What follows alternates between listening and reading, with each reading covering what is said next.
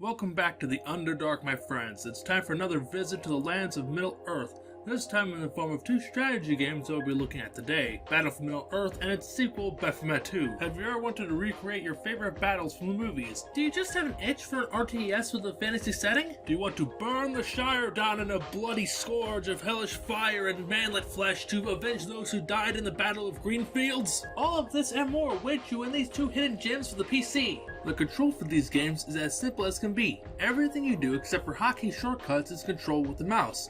You move the cursor around, select units with the left button, and command them with the right button. That's all there is to it. And these simple controls are shared between games. While the controls are measly two buttons, the game's mechanics are incredibly fleshed out in the second game. The first game is unfortunately equally simplistic to the point of monotony. The story of the first game is just a retelling of the films with a shitload of padding. You begin in Moria, leading the Fellowship through the dank, musty caverns of the decrepit dwarven city, and the gameplay seems fun enough as you mow through hordes of goblins like a group of mean green fighting machines in some bizarre attempt to emulate a dungeon crawler like Diablo. It's mediocre, but it's over quick enough, and the next stage rolls in to give you a taste of the actual gameplay. And it's at this point that you realize that the rest of the game sucks too. Where are we going after Rohan? Oh, it's Rohan again. Wonderful. But hey, at least you get a tiny boost to your resource growth, maximum unit limit, or power points with every mission you complete. Even though you could just merge these copy-paste levels into one and nothing would be lost. The evil campaign is literally no better, by the way. It's the same levels but playing as Mordor or Isengard instead of Gondor or Rohan. The main objective of Battle for Middle-earth is as simple as the controls. Move units around the map, kill everything in sight, and tear down every building you see. The story mode tries to break up things with side objectives like capturing an outpost or leveling up one of your heroes. Unfortunately, these only serve to give you a better score at the end of the mission, and most of the time don't give you any sort of real advantage for completing them in the first place, so there's no point in actually doing them. But Lars, you might be thinking, surely there's something about this game that doesn't suck complete elephant showed? And you're right.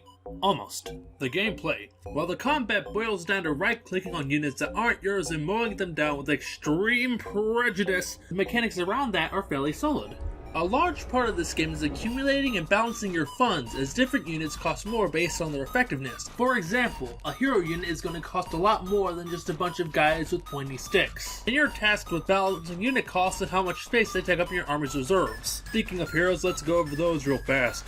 Heroes are all the characters you might actually give a shit about, are generally more expensive, but you have some unique skills to compensate, such as Aragorn summoning a horde of the undead, you know, like any good king would do. Speaking of summons, there are also powers you can activate with the click of the mouse that do a whole host of things. Healing, passive abilities, summoning, the Balrog, all kinds of neat shit. You also can't just mass produce a horde of the same cheap unit, as different units are more effective against others, like pikemen against horse riders. It's like Fire Emblem, but for a fanbase of Europeaboos instead of just vanilla weeaboos. Shame the AI is absolute shit and doesn't know how to properly balance what units to use, happily throwing horsemen into waves of pikes to get skewered. To be fair, your own units have the intelligence of fucking rocks, seeing as they'll just sit on their asses 10 feet away from enemy units unless explicitly told to fight. And if you play as Mordor, you can get mad stacks by just mass breeding a bunch of Mordor orcs are literally free and immediately send them to the slaughterhouse for free resources, because morality doesn't pay. Opportunistic pragmatism does. Unfortunately, brain-dead AI is the least of the game's problems. The game is very restrictive in where you can place buildings, for starters. You can't just lay down wherever you feel like. You need to find a camping site, which are scattered around every map and vary in size from outposts to fortresses. The size of the camp determines how many building spots you have within the perimeters. There are also singular spots spread throughout the maps that let you build a single resource production building and nothing else. Not an armory, not even something like an arrow tower, just a singular farm that would be completely exposed to the elements. This is all very frustrating, but nowhere as frustrating as how you unlock better units and upgrades. To do that, you need to level up your buildings, and the only way to do that is by mass producing units until you fill the experience bar, which is ever so tedious, especially since there's a timer for how long it takes for a unit to be produced. So I hope you're patient or you're gonna have a bad time. There are other little nitpicks I can go over, like how uneven the playing field is between good and evil, with shit like good forces getting actual walls for the fortress-sized camps as opposed to just the evil factions getting a bigger territory, but we would be here all week. But in summary, it was a pretty rocky start. But then, in 2006, we were blessed with the sequel, Battle for Middle-earth 2. The sequel adds and refines so much. New factions, new mechanics, are reworking the shit that didn't work in the first game, even an entirely fresh story mode. Shall we start from the top? The most important change made to the game is one simple addition: builders. builders that can move anywhere and build anywhere within reason. When I started here, all I was swamp. Other kings said I was daft to build a castle on a swamp. But I've built it all the same, just to show them. They sank into the swamp. Preset camps are totally gone now, and if you have the money, you can even build multiple fortresses. That's not all. You can even upgrade these fortresses with different upgrades for each faction, such as a wider range of view or barrels of molten lead. On top of that, you can also purchase the next level for buildings instead of waiting for an experience bar to fill up.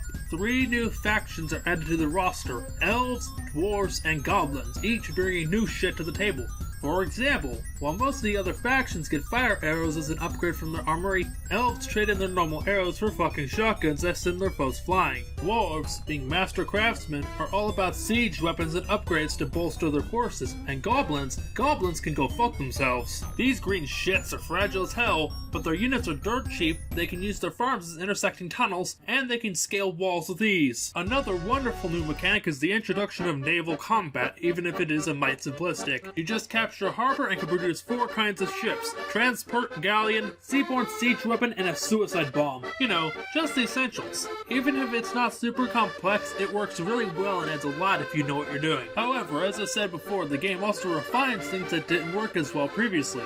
These singular building spots have been replaced with special buildings like ends to capture for resources or a decrease on the length of recharge timers. There are more heroes, and you can even create your own OC hero for the skirmish mode, and if you manage to find the one ring of power and have a shitload of money to spare, you can summon Sauron or Galadriel. Honestly, once they're on the field, everything else is fucked. Unlike the first game, the plot isn't a retread of the films, but instead focuses on the elves and dwarves fighting together in the War of the North, and because of this, the locations and characters you play as are much more varied. From the calming Grey Havens to the winding Blue Mountain Pass to the imposing spires of Dol Guldur, the missions in Battlefield Earth 2 are few but incredibly varied. They also tend to be quite challenging, unlike the countless missions in the first game that could be completed in a matter of minutes. Also, unlike the first game, the evil campaign isn't just a carbon copy of the good campaign. While some missions are shared between the two, the majority are totally original, such as the purging of the Shire as Gore killed the Goblin King and his army. There's also a second evil campaign in the form of an expansion known as the Rise of the Witch King that focuses on the fall of the Numenor. Also of note, side objectives are actually useful now instead of just being there for bragging rights.